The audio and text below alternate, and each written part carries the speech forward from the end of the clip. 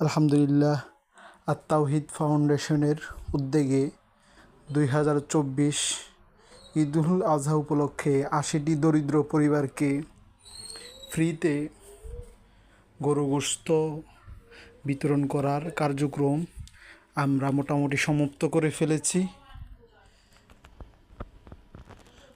কিছুক্ষণের মধ্যেই আমরা এগুলো সকলের বাড়িতে গিয়ে পৌঁছিয়ে দিব। তো এই কাজের সাথে আমাদের অনেকে শ্রম সাধনা, অনেকে অর্থ দান করেছেন। সকলকে আমরা কৃতজ্ঞতা জ্ঞাপন করছি।